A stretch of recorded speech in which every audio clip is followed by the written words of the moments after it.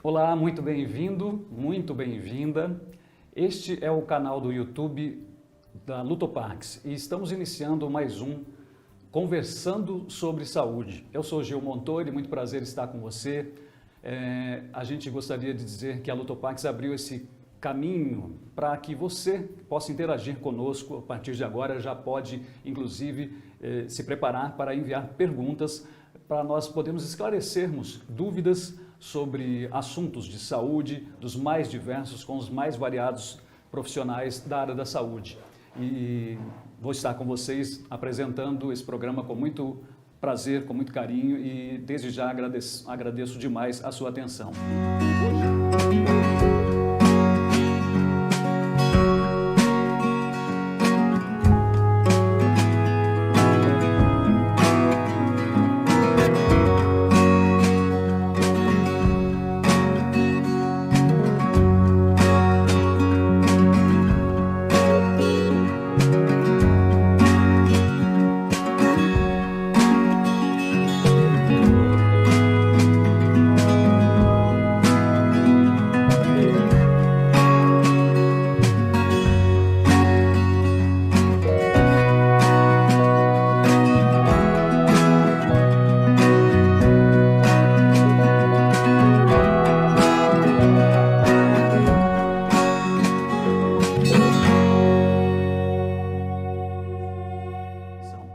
Hoje o nosso convidado, ele é cirurgião cardiovascular, cardiologista, angiologista, Dr. Vismário Camargos de Freitas. É isso? Acertei, doutor? Isso mesmo, Seja Gil. muito bem-vindo.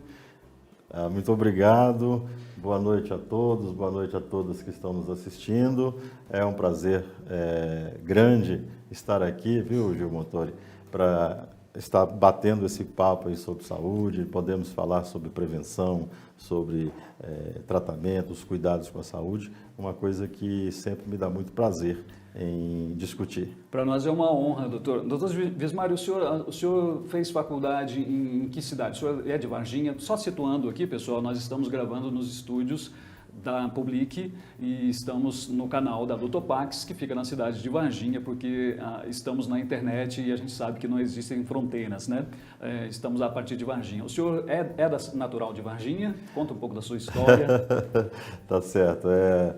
Você não conhece bem a minha história, ela já é até um pouco conhecida aqui na cidade de Varginha, porque já estou aqui há 30 anos, né?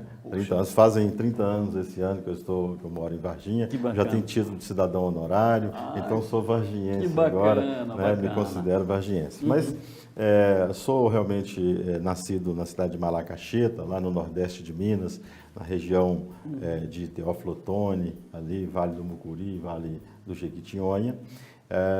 Me formei em medicina pela Universidade de Vassouras, no Rio de Janeiro.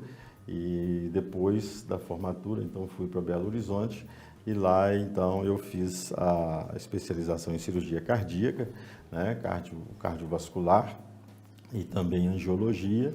E, enfim, hoje eu acabo que eu me dedico a essas especialidades, né, cirurgia cardíaca, né, a cardiovascular, tanto a cardíaca quanto a vascular periférica, a angiologia cirurgia, e também cardiologia clínica. O senhor também, angiologia, o senhor também é cirurgião como angiologista e cardiologista. E cardiologista. Que prazer, muito bom. Isso é importante porque quem não nos conhece, né, repito, a gente pode atingir muitas pessoas. É bem bacana sabermos assim da trajetória porque atrás do profissional existe um ser humano, né, que teve sonhos de um dia se formar, se transformar em uma pessoa bem sucedida em termos de servir bem à sociedade, no seu propósito de vida, né, doutor? Claro, sem dúvida. E eu acho medicina, né, acho que cuidar de gente, né, não é só medicina, mas esse cuidar de gente, então engloba também as outras áreas da saúde.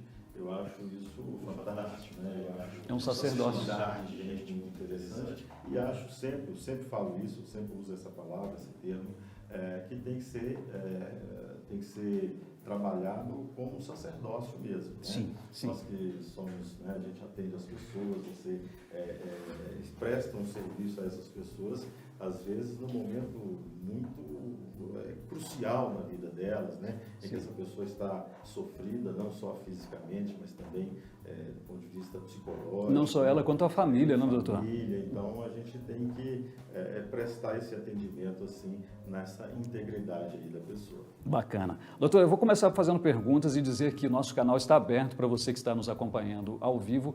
Pode fazer sua pergunta, sua dúvida sobre angiologia, sobre cardiologia, estamos à sua disposição. Usem e abusem do nosso canal, ok?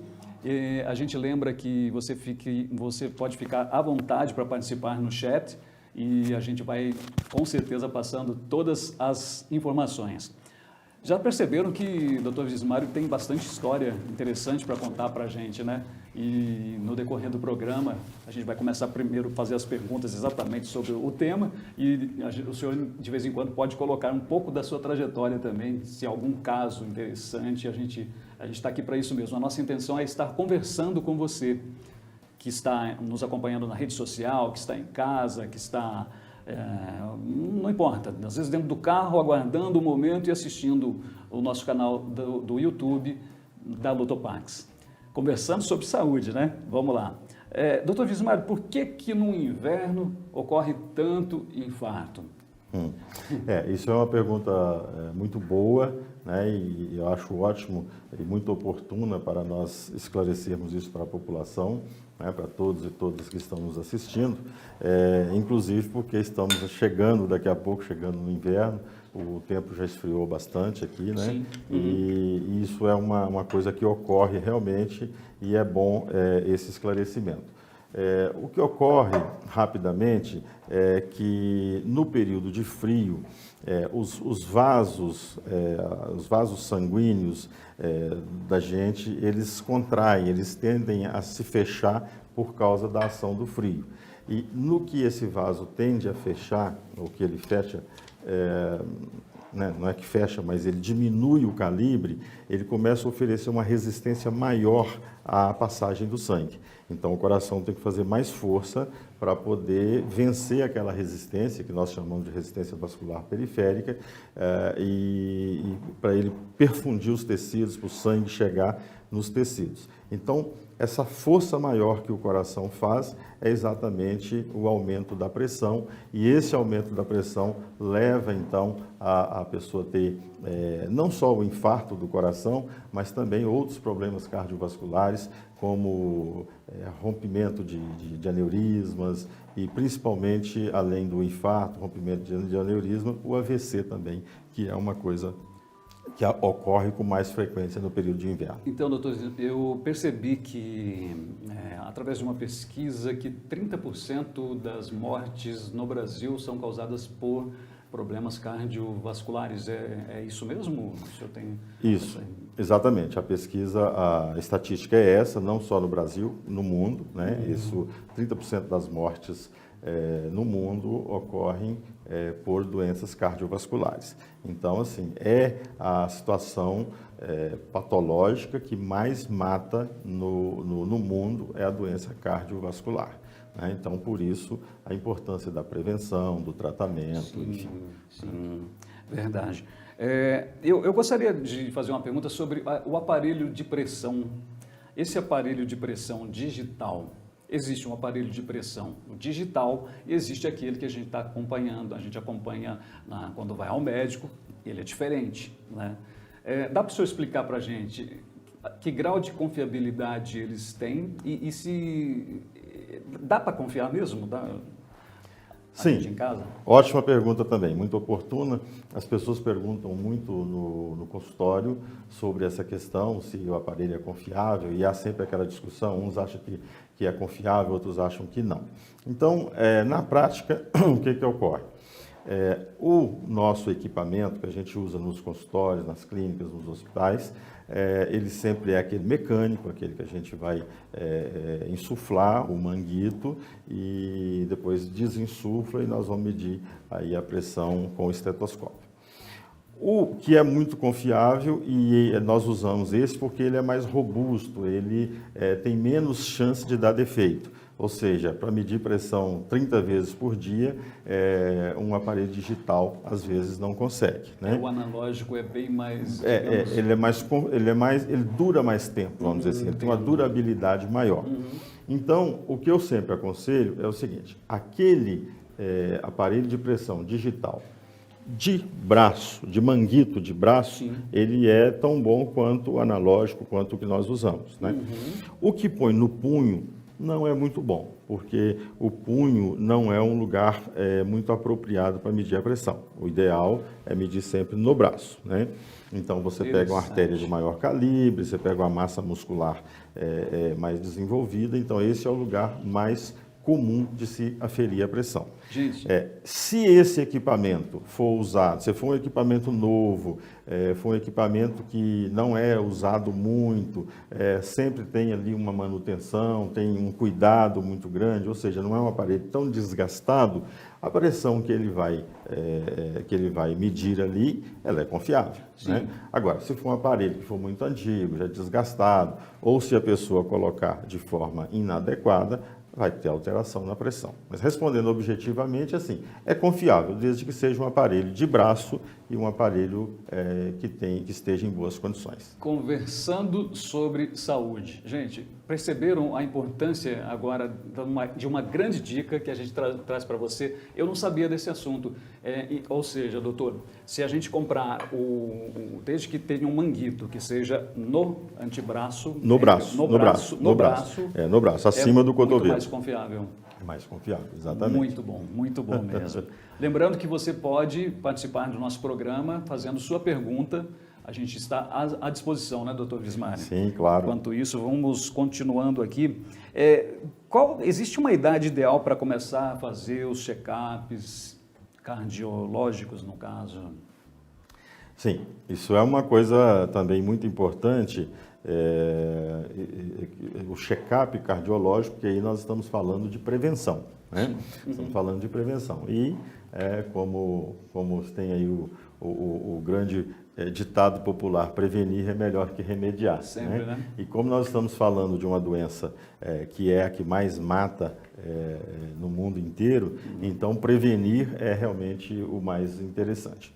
Então, nesse check-up cardiológico, o correto é a pessoa começar a fazer um check-up cardiológico quando entra na fase adulta, né? Quando deixou de ser adolescente e entrou na fase adulta. Por volta dos 20 anos, é bom a pessoa fazer um check-up cardiológico. Por quê? Porque ali ele vai analisar se porventura tem uma malformação cardíaca, que porventura passou desapercebido pelos médicos até então, isso ocorre com frequência, né? Se ele está desenvolvendo alguma pressão alta, se ele já começou a ter algum problema que no futuro pode levar aí uma patologia cardiovascular. Então, nessa fase, entrou na fase adulta, é bom um check-up cardiológico. Está tudo bem, está tudo tranquilo, essa pessoa não tem fatores de riscos importantes. E quais são os fatores de risco importantes, assim, em linhas gerais? Às vezes uma família família inteira, né, tanto do lado do pai quanto do lado da mãe, ou dos dois lados familiares, pressão muito alta, diabetes, né? Diabetes que frequentemente descompensa, né? Pressão muito alta, obesidade, pessoas que tiveram ali um pai, um irmão que teve uma morte súbita, inexplicada. Então, são pessoas que têm ali alguns fatores de risco. Então, se essa pessoa tem esse fator de risco, é necessário que ela continue, depois dos 20 anos, ali a cada 2 anos, e fazer um check-up cardiológico. Se a pessoa não tem nada disso, não tem fator assim de agravante, é uma família que as pessoas são saudáveis, não tem muitos problemas, ela, depois de fazer um check-up cardiológico ali por volta dos 20 anos, ela vai voltar a fazer, depois dos 30, 32 anos, aí sim, começar a fazer regularmente, aferindo pressão, avaliando as gorduras do sangue, né? Colesterol, triglicérides, essa coisa toda, avaliar também a glicemia, enfim, aí manter esse check-up cardiológico com frequência. E aí o próprio médico vai orientar, olha, daqui a 2 anos volta, não, vamos fazer daqui 3 anos, opa, precisa fazer uma vez por ano. Então, mais ou menos isso, não tem, precisa que saiba o médico ir definindo como é que vai ser a frequência desse check-up. Entendi. Doutor Vismar, ocorre o seguinte, eu tenho quase certeza que as pessoas que estão nos assistindo, poucas fizeram o check-up. Eu sou um que ainda não fiz o check-up cardiológico, eu já fiz, sim, o exame que pré-cirúrgico. Eu já precisei fazer um pequeno procedimento e foi necessário passar pelo cardiologista. Mas este exame, da prevenção mesmo, realmente, são poucas pessoas que fazem no Brasil. A que o senhor atribui isso? A questão de custos? Dá para a gente entrar um pouco nesse assunto? Sim, claro. Acho que talvez custo também, mas eu acho que o maior problema é a falta de informação mesmo, né? A falta de informação, até então a gente não tinha, até bem pouco tempo, as campanhas eram muito tímidas, muito acanhadas nesse sentido da prevenção. A gente tinha ou campanhas, né, contra o cigarro, contra o alcoolismo, campanhas para prevenção de câncer de mama, mas essa parte de check-up cardiológico, isso ficou um pouco a desejar. Mas nos últimos anos, esse é um assunto que tem sido muito debatido, tem sido sempre falado bastante, já existem campanhas nesse sentido, campanhas de prevenção da hipertensão arterial, campanhas de prevenção de diabetes, de controle de diabetes. Então, felizmente, isso melhorou, esse cenário vem melhorando a cada dia. Que bom. Então, nós que já estamos aí na medicina há bastante tempo, quando a gente compara a atualidade com anos atrás, a gente vê que as pessoas estão muito mais conscientes, as pessoas estão procurando mais o cardiologista, procurando os consultórios médicos para fazer essa prevenção. Perfeitamente, muito bom. Doutor Vismário, já que o senhor falou sobre diabetes, dá para explicar para a gente assim, os sintomas da diabetes? Sim, o diabetes é uma doença silenciosa, uma doença que às vezes ela nem dá sintomas, né? Numa fase inicial ela não dá sintomas, às vezes a pessoa tem ali um diabetes numa fase inicial, os níveis de glicemia não estão tão elevados e a pessoa vai levando ali sem saber que tem a doença, né? Por isso que é importante, se a pessoa tem uma hereditariedade, se a pessoa tem um sobrepeso, ficou obeso recentemente, é bom ficar atento aí para esses níveis de glicemia. Mas às vezes então a pessoa não sabe ou diagnostica ali recentemente e costuma às vezes quando a pessoa teve o diagnóstico do diabetes, aí ele vai olhar, ele vai pensar que, ele vai perceber que ele já vinha tendo sintomas e não imaginava que era do diabetes. Não se dava conta. Né? Às vezes toma água exageradamente, né? Não, aquela sede que não acaba, aquela pessoa que está sempre tomando muita água e a sede não sacia. Às vezes é porque a glicose está muito alta, né? Às vezes essa pessoa tem tonturas, às vezes, dependendo, né, alimentou, ficou um pouco mais de tempo sem alimentar, acaba tendo uma tontura inexplicada, ele acha que, né, que é um cansaço, alguma coisa assim, mas às vezes é uma hipoglicemia, né? Tem pessoas que às vezes já têm sintomas de complicações do diabetes, né? Começa a ter perda de visão, uma coisa assim, quando vai olhar já tem um comprometimento de fundo de olho.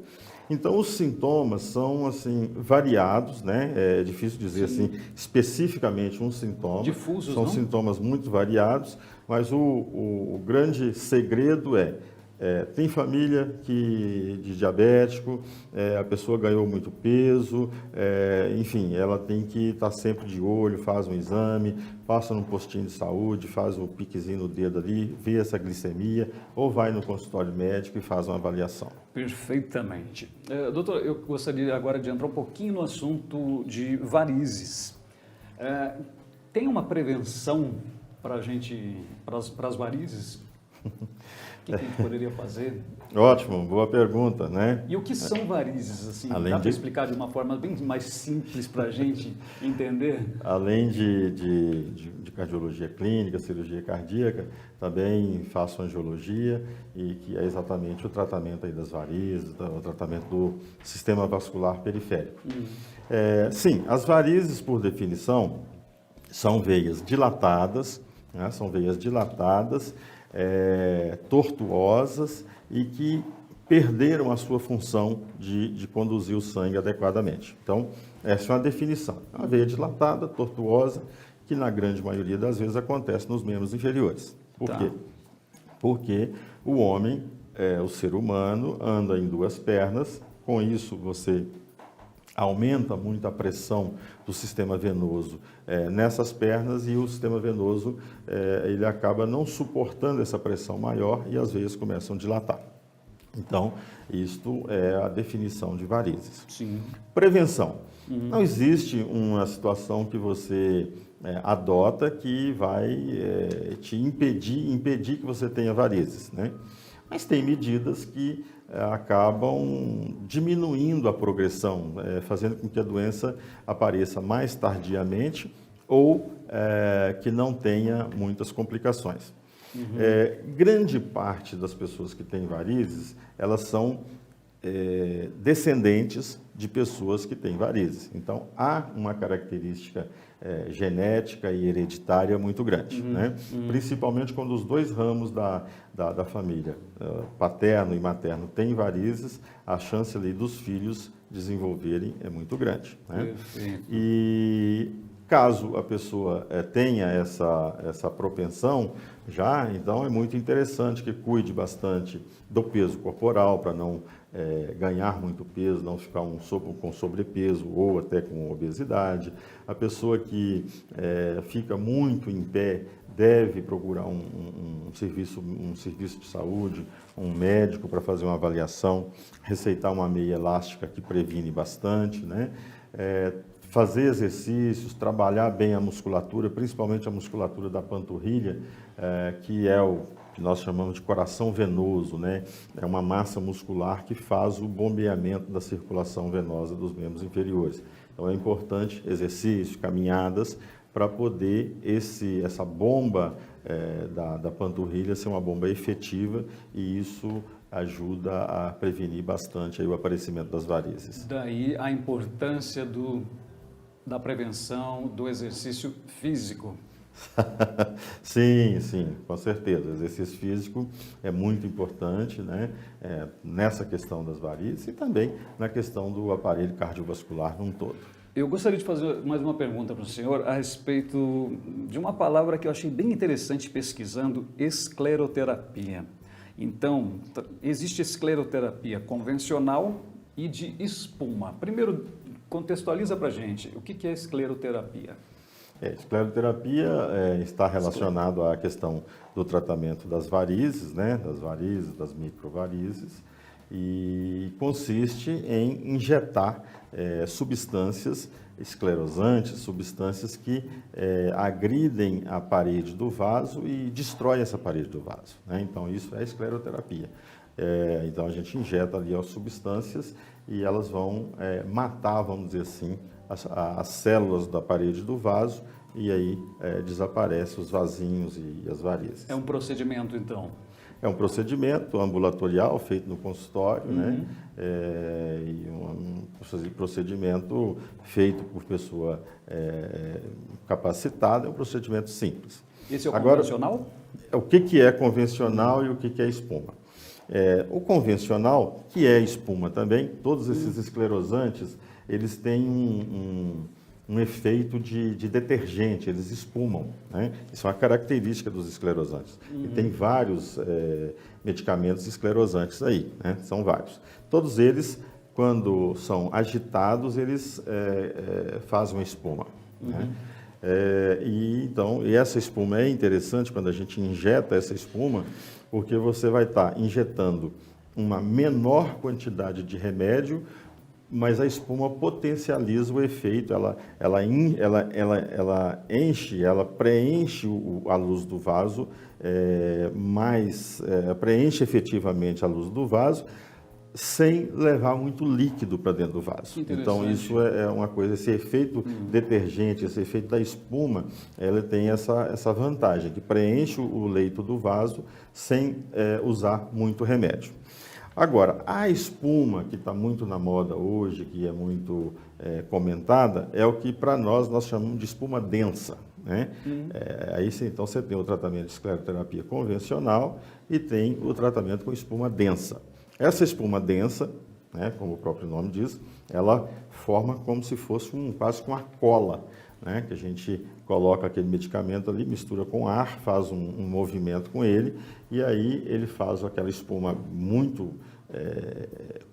como se fosse uma cola mesmo, bem densa, e você injeta no vaso. Isso aí é usado para tratamento de veias de maior calibre, de veias que... assim, principalmente quando aquele paciente não pode se submeter a uma cirurgia de varizes, sendo retiradas as varizes, é uma pessoa idosa, uma pessoa que tem riscos de submeter a uma cirurgia convencional, você usa essa técnica de injetar espuma, essa espuma vai preencher o vaso, vai destruir aquela veia e trata naquele território ali que porventura está fazendo uma úlcera, uma coisa assim. É uma técnica, digamos, nova, doutor? Ela já é bem antiga, né? Já é uma técnica bem antiga, mas ganhou muito espaço, ganhou muita notoriedade de uns 10 anos para cá. Tá? Então, perfeito. Antigamente usava-se pouco, hoje tem usado mais frequentemente essa técnica. Você está no programa Vivendo com Saúde, no canal do YouTube da Lutopax. Aproveite para fazer a sua pergunta. Faça como a Márcia Neri. Muito obrigado pela sua audiência. Muito obrigado, Neri. Mesmo de coração. Ela pergunta para o senhor, é verdade que o coração dói, doutor? Dói, né? O coração, você tem dor, sim, do coração. Né? Essa questão da dor, ela precisa ser bem explicada, porque ele é um órgão que, caso você, né, digamos, hipoteticamente, que você estivesse com a mão dentro do tórax da pessoa e você faz uma compressão, você espreme esse coração, ele não vai doer. Né? Mas, quando ele sofre uma injúria, principalmente quando a injúria é uma isquemia, que houve uma obstrução do vaso e deixou de chegar o sangue ali naquele local, aquele tecido começa a entrar em sofrimento e aí estimula as terminações nervosas e a pessoa vai ter uma dor sim. Então, o coração dói, né? Só que não é uma dor mais específica de certos casos, né, que acontecem no coração. Faça como a Márcia, mande a sua pergunta. Estamos aqui à sua disposição, doutor Vismário responde para você de uma forma muito didática, não tem como você não entender, né? Até eu consegui entender. Doutor, aproveita, fala para a gente sobre isquemia. O que é uma isquemia? Isquemia significa falta de sangue. Né? Então, aí depende de qual órgão está isquêmico. Né? Então, teve uma isquemia cerebral, ou seja, deixou, por um motivo qualquer, o aporte de sangue naquela área do cérebro aconteceu, e aí a pessoa vai ter os sintomas por exemplo, de um AVC, de um acidente vascular cerebral. Então, por quê? Porque faltou sangue naquela área. O infarto é uma isquemia, ou seja, acabou, né, parou o aporte de sangue naquela região do coração, o coração ficou isquêmico, ou seja, ficou sem receber sangue naquela área. Aí vai acontecer o infarto ou uma angina. Uma isquemia na perna, ou seja, parou de haver o aporte sanguíneo naquele segmento da perna e a pessoa desenvolveu uma isquemia. Né? Então, na prática é isso, isquemia é falta de sangue. Perfeitamente. Olha, a gente aproveitando aqui para agradecer todos que participam conosco, e quem está participando é a Conceição Oliveira. Ela diz sobre o procedimento, que ela fez o procedimento maravilhoso feito na clínica com o senhor, né? Ela ficou muito feliz com o tratamento. Ah, que bom, sobre muito o obrigado. tratamento da escleroterapia, é isso Escleroterapia. mesmo? Escleroterapia. Ah, que bom, que bom. Fico feliz em ter esse feedback aí. Que bom que deu muito certo, tá? Conceição, muito obrigado pela participação. Faça como a Conceição, participe também, entre aí no nosso chat e faça a pergunta ao doutor. Ele está aqui com muito prazer para responder, tirar todas as suas dúvidas e vamos aprender muito. Doutor, eu queria saber também sobre por que quando a gente faz caminhada, a gente tem a sensação que as pernas estão coçando? Isso acontece sim.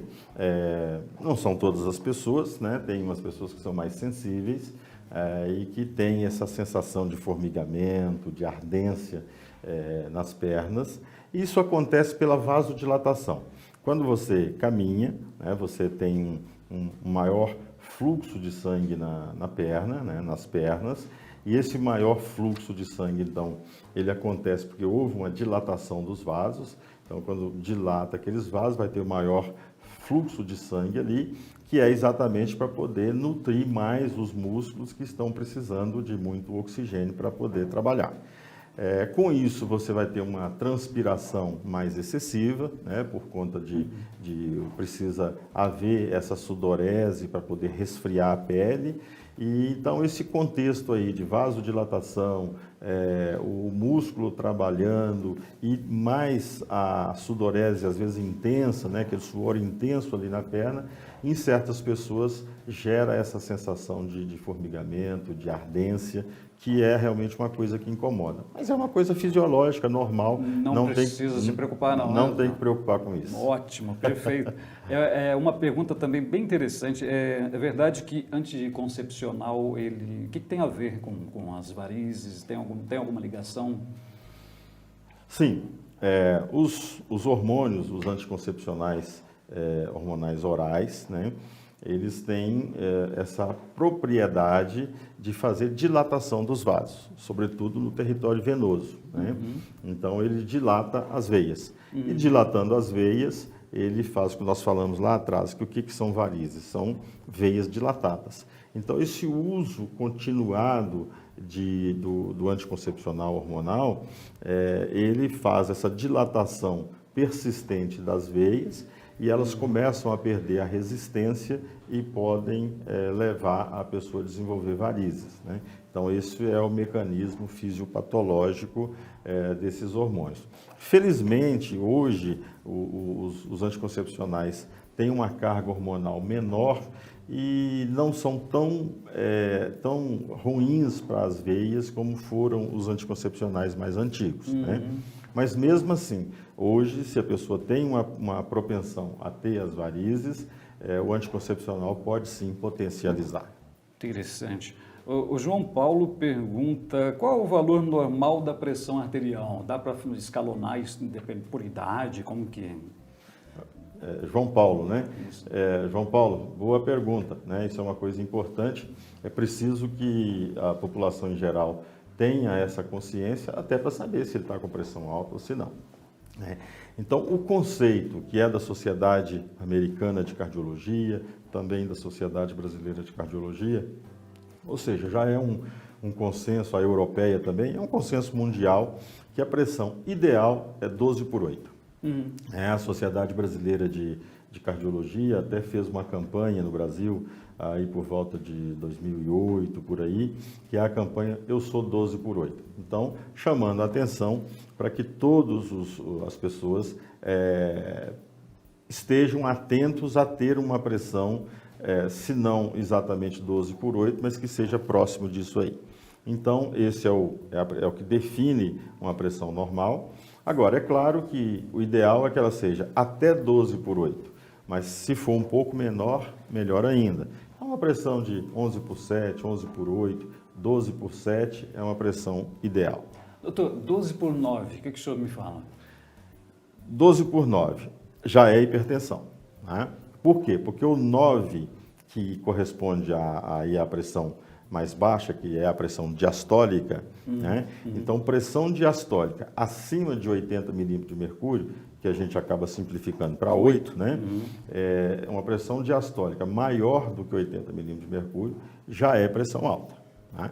Então, mesmo que a pessoa tenha 12 por 9, esse 9 já chama a atenção, precisa procurar um serviço, fazer uma avaliação dessa pressão, que pode ser que em determinados momentos não esteja sendo 12 por 9, e sim 13 por 10, 13 por 9. Então, é um sinal de alerta esse 9. Merece atenção. Merece atenção. Bacana. Vivendo com Saúde, o canal da Lutopax, tirando todas as suas dúvidas. E a gente agradece muito a participação dos nossos ouvintes, nossos telespectadores, na verdade. E eu quero agradecer a Duda, ela está perguntando, doutor, a criança também pode ter pressão alta? Pode sim. Inclusive, não é tão incomum assim, né? A gente frequentemente tem atendido crianças com pressão alta. E isso é uma coisa muito importante, porque se essa criança, ou adolescente, pré-adolescente ou adolescente, já tem pressão alta, ela, se não tiver um controle adequado, ela pode ter logo, numa fase muito ainda inicial da vida, ainda jovem, começar a ter lesão de órgãos-alvo, que a gente chama, né? Que é lesão no coração, lesão no cérebro, nos olhos, nos rins, né? São órgãos-alvo. Fundamentais. Então, exatamente. Então, isso é muito importante. E quando a criança está com pressão alta, é necessário que o médico que esteja conduzindo seja muito criterioso, porque muito frequentemente ela tem ali alguma condição do seu sistema vascular que está levando essa pressão alta. Exemplo, uma estenose congênita, a pessoa nasceu com estreitamento de artéria renal. Estenose seria um estreitamento da artéria? Estenose é um estreitamento. Então, a criança nasceu com um estreitamento da artéria renal. Vai ser, às vezes, o sintoma, o que leva a mostrar essa estenose de artéria renal é a pressão alta. Vai no médico, o médico faz os exames todos e opa, achou ali uma estenose, um estreitamento de artéria renal. E isso isso tem tratamento cirúrgico. Você trata ali, resolve aquele estreitamento da artéria renal, a pessoa nunca mais vai ter pressão alta. É um procedimento ambulatorial ou é necessária internação? Depende do caso? Depende do caso. Às vezes, se for um caso mais simples, pode ser até ambulatorial. Mas, via de regra, internação de 1, 2 dias, você já consegue resolver aquilo ali e a pessoa fica tratada para o resto da vida. Vivendo com Saúde, façam as suas perguntas, faça como a Elaine Lúcia. Muito obrigado, Elaine Lúcia. Ela está perguntando, olha, interessante e a colocação dela. Ela diz que tem veias arrebentadas na perna. Isso causa algum tipo de problema? Ela está muito preocupada porque o marido dela teve que amputar a perna. Ela não explicou o que foi e tal, mas é óbvio que vai ficar preocupada, né, doutor? Sim, claro. Boa noite, Elaine. Sim, é uma pergunta muito importante e as pessoas sempre confundem essa questão aí de varizes com amputação de perna e tal. Com certeza, se o seu marido teve uma amputação de perna, infelizmente, não foi por problema de varizes, né? Varizes não levam a amputação de perna, né? Varizes é uma doença do território venoso. O que leva a uma amputação de perna são problemas do território arterial da perna, que leva, então, a uma gangrena, leva a uma situação de inviabilidade do membro, e aí tem que amputar. Então, uma coisa não tem a ver com a outra. Bom, o termo de varizes, veias arrebentadas, é claro, é um termo popular, né, coloquial, as pessoas falam isso. Na verdade, elas não são veias arrebentadas, elas são veias dilatadas, né, dilatadas, que precisam ser tratadas. Não é porque elas não levam a amputação de perna que não tem que ser tratadas, elas precisam ser tratadas. Por quê? Na medida que o tempo vai passando, a pessoa vai envelhecendo, essas veias vão piorando, frequentemente elas rompem e dão hemorragia, né?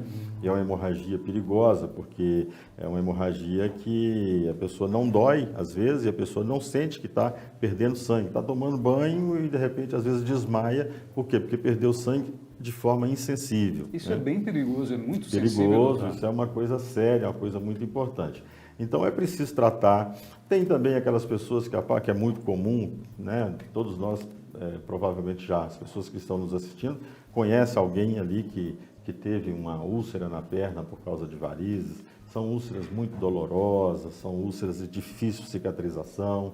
Então, assim, varize é uma doença que, como as outras todas, precisam ser tratadas, mas o problema é que as pessoas às vezes deixam para cuidar muito tardiamente, numa fase às vezes mais difícil, em que o resultado, o tratamento é mais demorado e o resultado às vezes não é tão satisfatório. Normalmente dói ou a pessoa pode ter varizes muito à vista e não sentir nada, nenhum sintoma? Ela causa algum tipo de dor?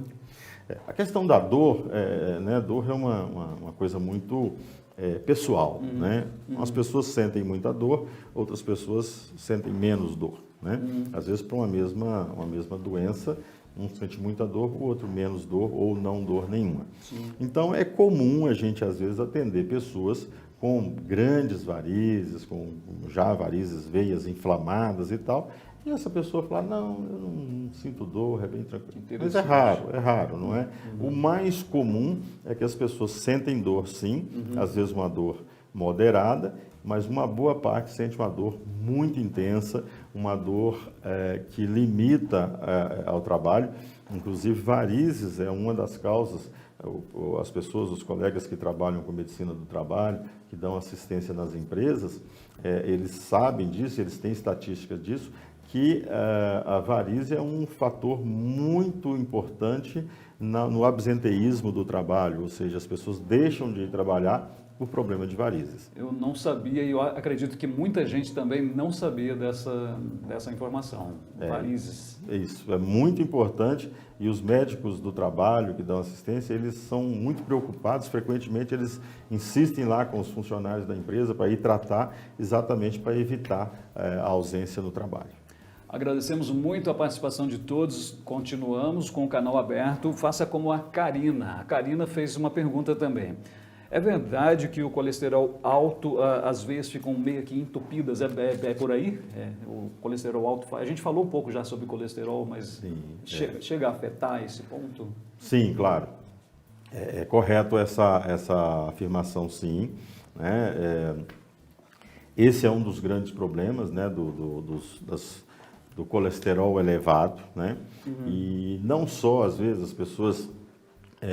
às vezes ficam pensando, meu colesterol, porque hoje as pessoas já sabem mais ou menos que o colesterol normal é na faixa de 200, um pouco abaixo de 200, e às vezes a pessoa fala, não, meu colesterol está 210 e está bem, está tranquilo. O senhor se refere ao colesterol total, 200, 210? Isso, o colesterol 200. Depois dá para a gente falar sobre o LDL, isso. HDL, só para a gente vir assim, escalonando. Já ia falar total. Sobre isso, exatamente. Essa parte aí você está sabendo bem, né? Então, eu entendo um pouco. Né? Tá certo, mas é isso mesmo. Então, a questão não é exatamente só o colesterol total estar elevado. Às vezes o colesterol total não está tão elevado, mas você tem um LDL, que é o colesterol ruim, que é o colesterol que deposita nas artérias e entope as artérias.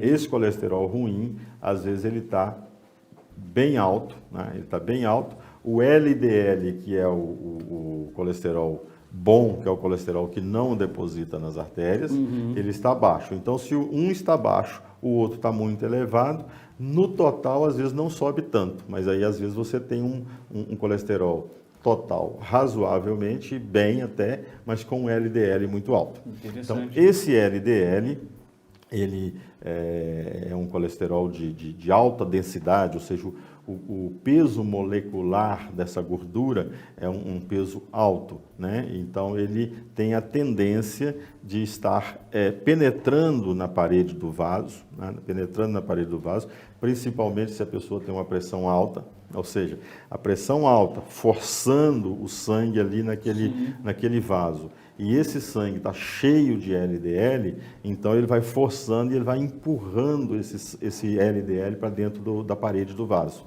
Esse colesterol, então, vai entrando na parede do vaso, vai gerando um processo inflamatório, e esse processo inflamatório, então, vai causando a obstrução do vaso, que leva a pessoa a ter um problema no cérebro, tem um problema no coração, levando um infarto, ou às vezes na perna, levando aí a pessoa a ter uma amputação de perna. Dr. Vismário Camargos de Freitas, angiologista, cardiologista e cirurgião cardiovascular. Olha que aula que estamos tendo hoje. Muito obrigado mesmo pela sua participação conosco. E eu gostaria de fazer um pedido também para o pessoal se inscrever no canal da Lutopax, para que cada vez mais pessoas recebam essas informações de tão boa qualidade, para que você também se previna, não é isso, doutor? Isso é muito importante. Olha, o Dário da Ana pergunta, não, Diário da Ana, eu acho que é isso, gente, desculpa se eu Diário da Ana. O que é miocardite? Diário da Ana está perguntando. Bem interessante essa pergunta, hein? Legal, né? Foi uma pergunta mais específica, né?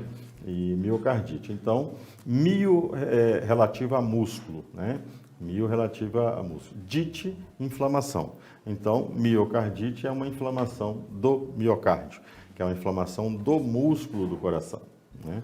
Isso até é um assunto muito falado nesse momento aí de pandemia, em que foi já descrito N casos aí no caso, o SARS-CoV-19, né, o vírus que leva aí a Covid, ter se localizado no músculo do coração e fazendo miocardite. Então, já tem vários relatos aí de casos de pacientes que desenvolveram miocardite por conta do pós-Covid. Do pós-Covid, exatamente. É complicado. Doutor, eu gostaria de fazer uma colocação para o senhor. A minha mãe, ela é hipertensa severa, toma 4 medicamentos, dá para perceber que é severa mesmo. E mesmo assim, com a mudança de temperatura brusca, exemplo, 28 graus durante o dia, à noite, madrugada, cai para 12, 9 graus, a pressão dela ainda sobe. Existe alguma forma de prevenir? Seria um exercício físico? Tem algum macete, no caso? Sim, a questão da hipertensão, e isso é uma coisa que eu chamo muito a atenção no consultório, dos pacientes que eu atendo, das pessoas com quem a gente conversa, que a questão da pressão arterial, não do tratamento, não é só o remédio, né? Sim. É preciso que tenha mudança de hábito de vida, né? Então, se a pessoa é uma pessoa que ingere muito sal, né? Muitas comidas salgadas, ou não só, às vezes, a comida salgada, aquele sal que põe na comida, mas esses embutidos, mortadela, essas linguiças, salaminho e tudo mais, tem muito sódio, né? Sim. Tem muito sódio, e esse sódio em excesso leva ao aumento da pressão. Então, é preciso ter esse regrar a dieta, ter uma vida mais regrada e tudo mais.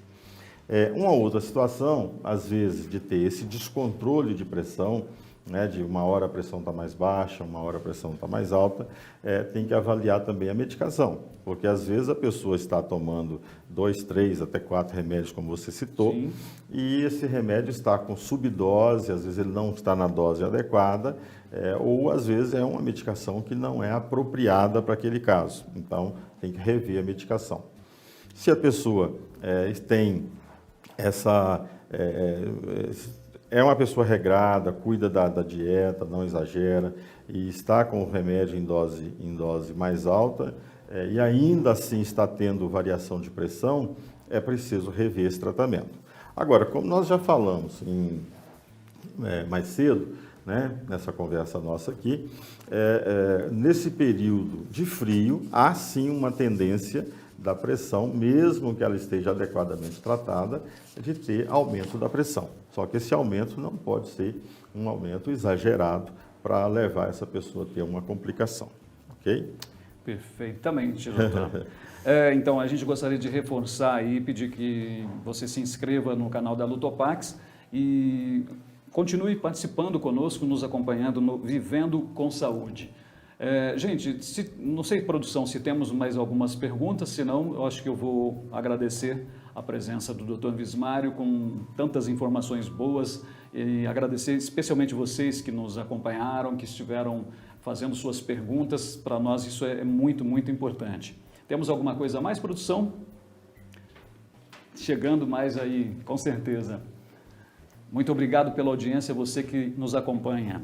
Vivendo com Saúde. Olha, o Luiz Lopes, ele agradece o Dr. Vismário porque ele fez um procedimento de aneurisma abdominal e ele está muito bem.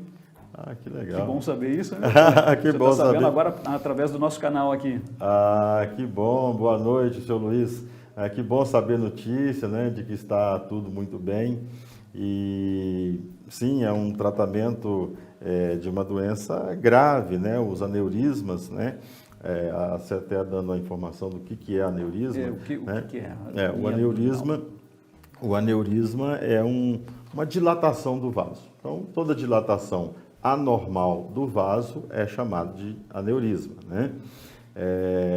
No caso, um aneurisma, uma dilatação localizada do vaso, né? Nós falamos lá atrás que varizes é uma dilatação do vaso, mas é uma dilatação difusa, grande, aí não, aí é outra situação, é outra patologia, né? Mas essas dilatações mais localizadas num segmento do vaso são chamadas de aneurisma, né? E esses aneurismas podem ser na cabeça, no cérebro.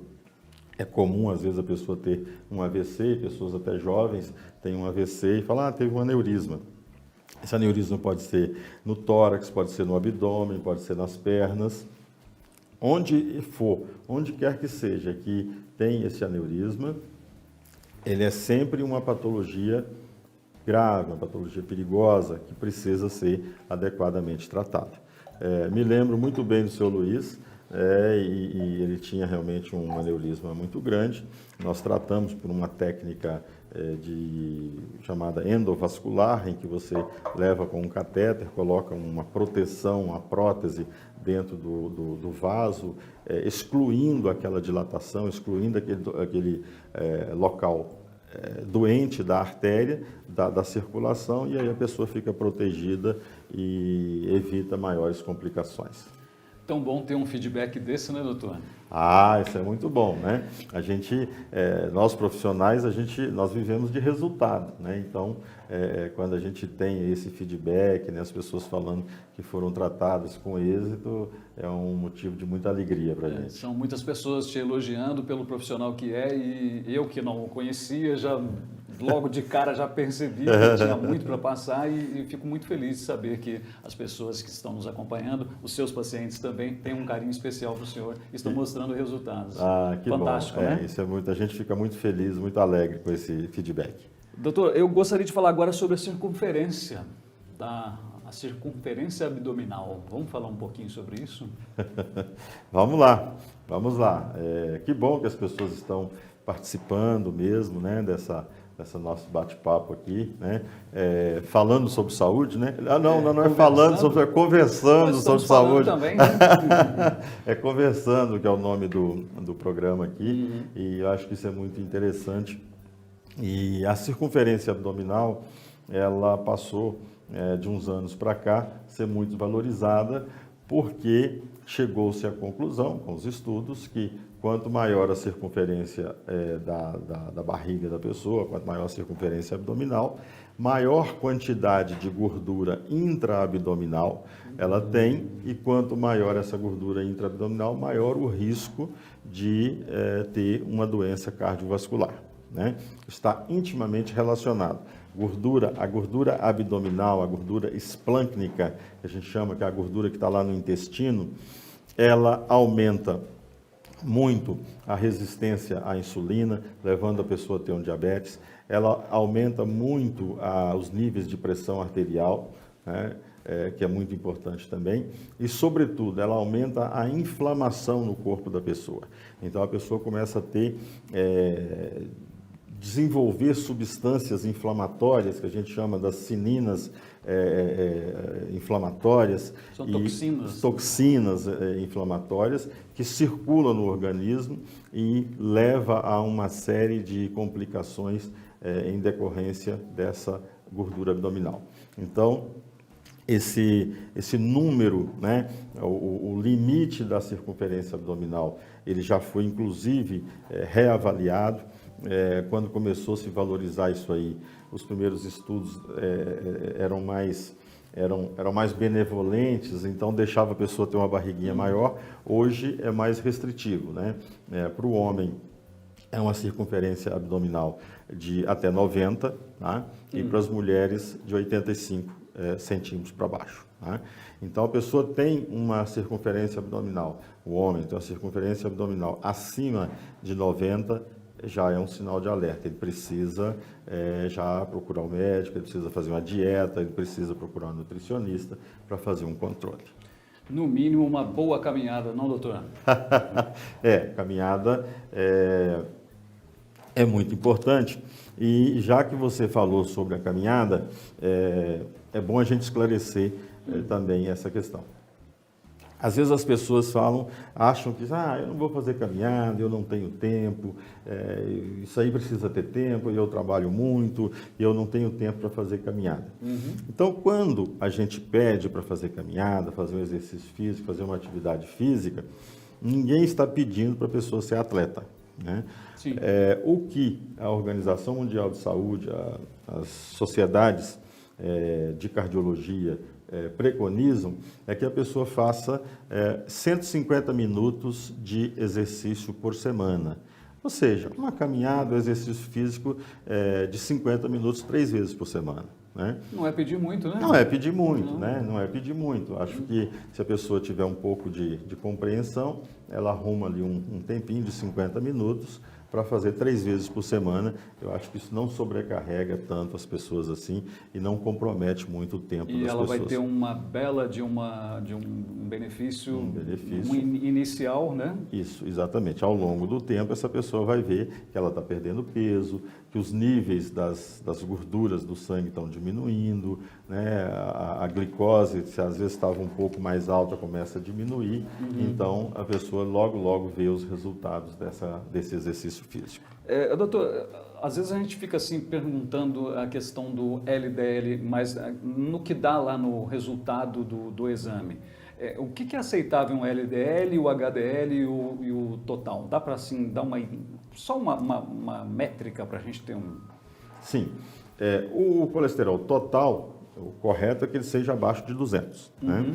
Então, abaixo de 200. Se for 180, ótimo, tá muito bom. 160, melhor ainda. Então, quanto mais baixo ele for, melhor. Tá. Mas, assim, até 200 ele é tolerável. Acima disso, já é um colesterol elevado. Os níveis de LDL, como é um colesterol ruim, um colesterol que leva à obstrução das artérias, quanto mais baixo ele for, melhor. Né? Então, o que é um LDL ideal? Um LDL na faixa de 70, 60, né? Ali 60, 70 é um nível ótimo. Né? Perfeito. Abaixo de 100 já está bom, ele não pode ser acima de 100, mas se for aí na faixa de 70 para baixo, melhor ainda. E o HDL, ao contrário, quanto mais alto ele for, melhor. Ele é o colesterol bom. Ele é o colesterol bom, ele é o colesterol que faz a função do colesterol, porque às vezes as pessoas também acham que colesterol só faz coisa ruim. Não, o colesterol, ele tem a importância dele no organismo. Né? Ele tem a importância, tem o lado bom do colesterol. Tá. Mas aí, exemplo do colesterol, na síntese de hormônios. Boa parte dos hormônios, eles são sintetizados a partir do colesterol. Né? Ele é bem importante. Ele é muito importante, ele só não pode estar em excesso. Né? O LDL, que é o colesterol bom, que é de baixa densidade, que não deposita nos vasos, quanto mais alto ele estiver, melhor. Se ele estiver acima de 50, né, que é o ideal, na faixa de 60, 65, está ótimo o LDL, o HDL. Uhum. HDL. Vivendo com saúde na Lutopax, faça a sua inscrição e continue fazendo suas perguntas. Nós vamos atender aqui com o maior prazer.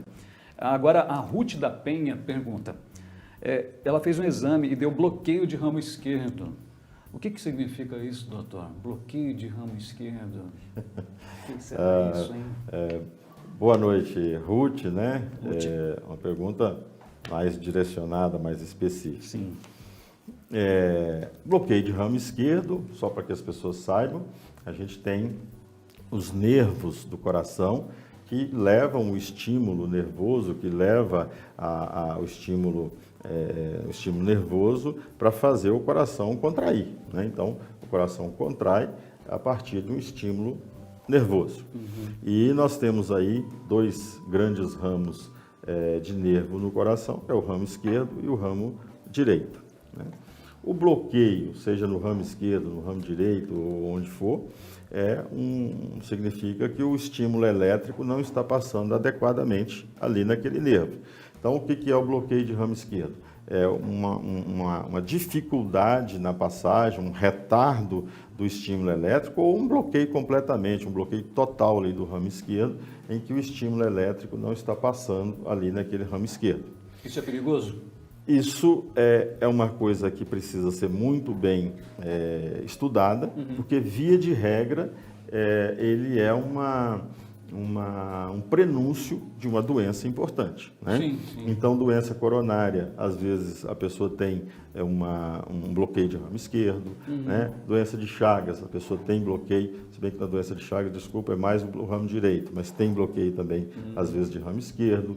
Enfim, esse bloqueio, ele é um prenúncio de uma doença importante. Então, tem bloqueio de ramo esquerdo, ou bloqueio de ramo direito, qualquer que seja dos ramos, é preciso que o cardiologista esteja acompanhando, porque essa pessoa pode vir precisar aí de uma terapia, às vezes, de um uso de um marca-passo, ou para fazer um cateterismo cardíaco, alguma coisa assim. Então, quem tem bloqueio de ramo esquerdo deve estar sempre muito bem acompanhado pelo seu cardiologista. Ou seja, basta você continuar fazendo o acompanhamento com o seu cardiologista. Não é para se desesperar também, né? Não é para se desesperar. Provavelmente, se a pessoa tem um bloqueio de ramo esquerdo e o cardiologista não indicou um procedimento ainda mais especializado, porque esse bloqueio ele está num nível que é tolerável, então não precisa ficar tão preocupado assim. Mas é preciso ficar atento. Então, nós vamos, no momento, pedir que as perguntas vão ficar encerradas por hoje, né? Nós agradecemos muito, mas eu gostaria de fazer mais uma pergunta ainda para o senhor sobre, eu acho que é um assunto bem interessante. Tem pessoas que gostam de usar a banha de porco na comida e pessoas que, não, eu prefiro ficar com óleo de aqueles girassol, canola, etc. Dá para o senhor fazer traçar um paralelo entre esses usos aí? Sim. É uma pergunta interessante. Eu acho que houve um problema, uma confusão aí no decorrer da história, em que se criminalizou muito a gordura de porco, a banha de porco, e foi um exagero, né? Na verdade, eu quero acreditar, embora eu não tenha visto nenhum estudo sobre isso, mas eu acredito, penso eu, que às vezes atacaram muito a gordura, a banha de porco, a carne de porco de uma maneira geral, porque antigamente os porcos tinham a carne impura mesmo, porque eram criados soltos, e, enfim, tinha muitas lixões, tinha muita verminose, e penso que daí é que surgiu essa história de que carne de porco, que a banha de porco seja ruim. Mas houve momentos, sim, que até os próprios médicos mais antigos, às vezes, falavam que não era para a pessoa consumir gordura de porco. Mas isso já foi desmistificado. A gente já vem há bastante tempo com estudos mostrando que a banha de porco, ela é boa, ela é saudável, ela tem a sua indicação. né? As pessoas hoje, inclusive, têm aumentado muito o uso da banha de porco e não tem problema nenhum. Agora, o que precisa ser chamado a atenção, não só para a banha de porco, mas qualquer dessas gorduras, é o excesso do consumo. Aquela velha história, né? Todo excesso pode ser prejudicial. Todo excesso pode ser prejudicial. Então, se a pessoa usa em excesso, a pessoa abusa ali daquelas gorduras, ou usa muita fritura, seja ela em qual gordura for, sempre vai fazer mal para a saúde. Então, resumindo, usando moderadamente faz muito bem. Então, essas foram as palavras do Dr. Vismário. A gente agradece muito a participação de todos. Nós gostaríamos mais uma vez de pedir que vocês se inscrevam no canal da Lutopax, Vivendo com Saúde. A gente vai voltar em uma nova edição, trazendo outros profissionais também que vão elucidar e vão tirar todas as dúvidas que você venha a ter, que o apresentador também venha a ter. E eu gostaria muito de agradecer ao senhor, doutor Vismário. Muito obrigado pela atenção, pela acessibilidade, estar aqui conosco aí, entrando nas casas ou nos tablets, nos computadores das pessoas que muito honrosamente estão conosco aqui. Imagina, eu fico muito feliz, né? E agradeço aí a participação das pessoas, pelo volume de perguntas que vieram. Eu acho que houve uma participação bem expressiva, né, da população, que é o objetivo, inclusive, né, do programa. É exatamente esse, esclarecer as pessoas, né, dessas situações de tratamento, de prevenção. E para mim é uma honra sempre estar aqui, sempre que precisar, às tuas ordens. Se o senhor quiser acrescentar alguma coisa a mais, que queira complementar. Sim, só para terminar, para a gente colocar aquilo que nós já até falamos, né? O velho ditado, prevenir é melhor que remediar. Então, é preciso que as pessoas estejam cientes da necessidade da prevenção. Isso, da prevenção em saúde, né? Não é só prevenção das doenças cardiovasculares, prevenção de tudo, né? É necessário que as pessoas procurem ter um ritmo de vida mais saudável, uma alimentação mais saudável, uma boa qualidade de sono, que é muito importante, né? A vida moderna nos conduz a um ritmo de vida muito frenético e às vezes as pessoas dormem pouco. E o sono é uma das coisas mais importantes para o ser humano, porque é quando a pessoa o organismo vai relaxar, ele vai se recompor. Ele se reequilibra. Ele se reequilibra, né, daquelas tensões do dia a dia. As pessoas têm que evitar, né, é difícil às vezes, mas tem que perseguir isso, de evitar aquele cansaço crônico, aquela fadiga, o estresse, né? Procurar ter uma vida mais tranquila, mais calma, e isso vai estar prevenindo uma série de problemas. Então, esse eu acho que é o conceito mais importante. Mais uma vez, foi um prazer muito grande estar aqui, estou sempre à disposição quando precisar. Abraço a todos. Obrigado, muito obrigado. Obrigado você que nos acompanhou. Nós aguardamos vocês na próxima segunda-feira, às 19h30, aqui no canal da Lutopax, Vivendo com Saúde. Lembre-se, hein? O Dr. Vismário disse, prevenir é o melhor remédio. Muito obrigado pela audiência, todos que acompanharam conosco. Uma excelente semana, muito obrigado a todos e até a próxima.